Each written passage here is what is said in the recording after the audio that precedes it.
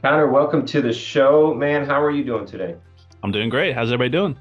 Doing awesome, man. You got the wolf pack there behind you, the wonderful logo. The listeners can't see it, but it is all dialed in, man. You can tell you are experienced in this game, not only in the podcast game, but I'm excited to learn a little bit more about your real estate journey and entrepreneur journey as well, Mhm. too. So, hey, let's dive right into this and give the listeners just a little bit of background about who Connor is. Yeah, I mean, I'll do it real quick in a nutshell, just because I know you want some value here on the call today. So I went off to college in 2003. I'm out of Dallas, Texas. I went to the University of Oklahoma as a freshman in college. The online poker boom took off. So some of you guys remember when Chris Moneymaker won the World Series of Poker, and that led me into start playing online poker for pennies and dollars and tens of dollars and hundreds and thousands and tens of thousands. And I ended up being one of the top online poker players in the world for about 8 years. Then government regulation, if you guys remember, happened back on April 15, 2011. They shut down the websites. It was called Black Friday. I made a bunch of bad decisions as a young kid, and I gambled off all my money. I had to move back home with my parents, and it was a very dark time for me. For a couple of years, I was really lost, and I didn't know what I was going to do. I was waiting for online poker to come back, and then it just was never going to come back the way it was.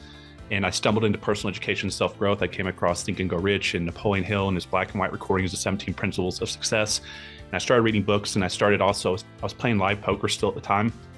I was playing pretty high stakes, and I was playing a lot of high net worth individuals. And I started figuring out it was a lot easier to make money in business than it is in poker, and that they all had some type of ownership or some type of duplication system. They either ran big teams, they had a large amount of employees, they owned a big amount of rental properties, apartments, mobile home parks, RV parks, or something like that. So I wanted to, so I started looking into residual income and passive income really aggressively. I read Rich Dad Poor Dad, so I decided I wanted to go into the investing space. At the same time, I got my insurance license. So I started out wholesaling houses, and I was going into the insurance space at the same time. And so in the insurance world, I joined 𝗣𝗲𝗀, which is where 𝗦𝗲𝗀𝗋's from. I started building a little team over there, and I was wholesaling over here, and I got myself into some debt issues. And what happened was I ran out of money, but I had time. And I taught myself internet marketing and social media by watching YouTube videos for free. And I was teaching myself how to build WordPress websites here in Dallas. I was working minimum wage jobs trying to keep my bills paid. And I built the #1 ranking websites here in North Texas and started generating a lot of leads inbound. And I built a decent sized investment company here in North Texas. We started wholesaling first, then we went into flipping properties, then we started buying rentals. Then I transitioned into the creative financing space, creating and selling notes, holding partial notes, land deals, mobile homes, and things like that. I built my YouTube channel, Investor Army, years ago when I was active on that. I'm actually probably going to be bringing it back, which is probably the first time I told anybody about that. But we're going to start posting on Investor Army at some point here soon. And that grew to one of the largest educational channels in the country. And then the pandemic happened. Long story to go. I stopped posting on there. But and then along the way, that channel took off, and I had a lot of people reaching out to me about a company called 𝗥𝗲_Realty. And I kind of blew everybody off for 2 years. And finally, I decided to get my license to join the company. And over the past 6 years, we built an organization of almost 3,400 agents. We have agents in all 50 states, 16 countries. We sold almost 7,000 houses this year. And so I focus on the team building side. So last year I was the #2 growth leader in the world at 𝗥𝗲_Realty.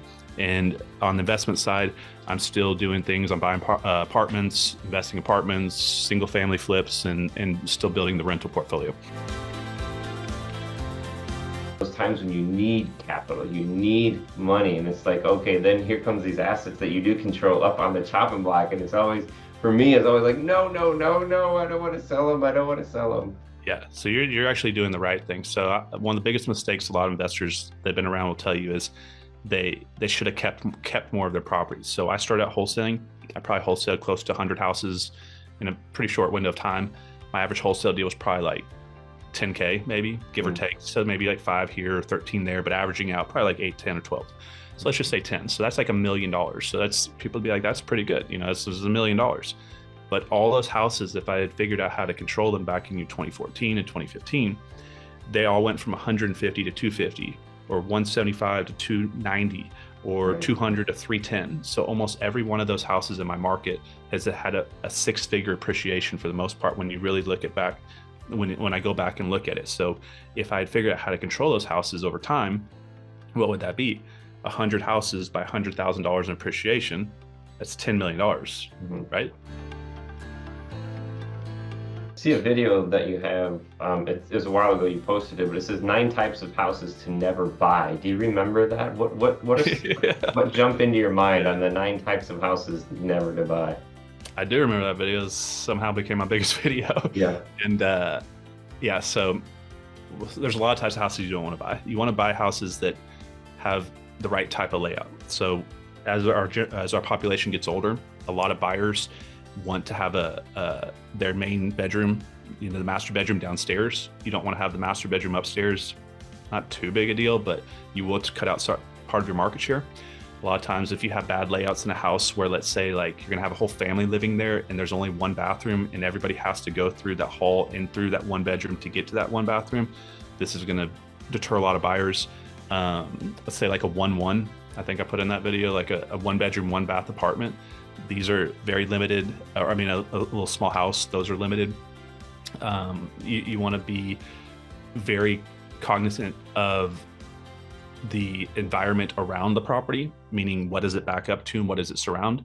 So you want to buy properties that back up to value adds, golf courses, waterfront property, anything like that. You don't want to be backing up to liquor stores, strip clubs, bad areas and things like that. But yeah, so there's a lot of types of houses to never buy. Ones that are at the bottom of a hill, those can be big issues because you're going to have all the weight of the earth pulling down, and if you don't have a retaining wall on that property, it can be a massive expense for you guys, and you're always going to have flooding issues because water's going to come down the hill, it's going to get into the house, and you're always going to have cracks because it's always moving, and it can be kind of a crazy a nightmare. But yeah, those are a couple that I think were in that video. I can't remember all of them.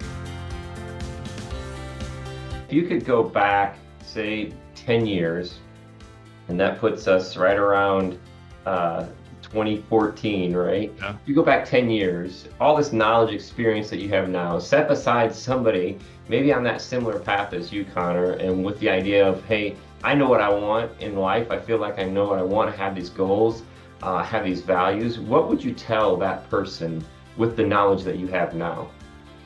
Yeah, well, I'd sit down with them and I'd say, tell me all your biggest goals and dreams and everything that you want to have in the world, and future pace them and get them to see it. And then I'm going to look them dead in the eye and say, now you're not the person that can have that right now.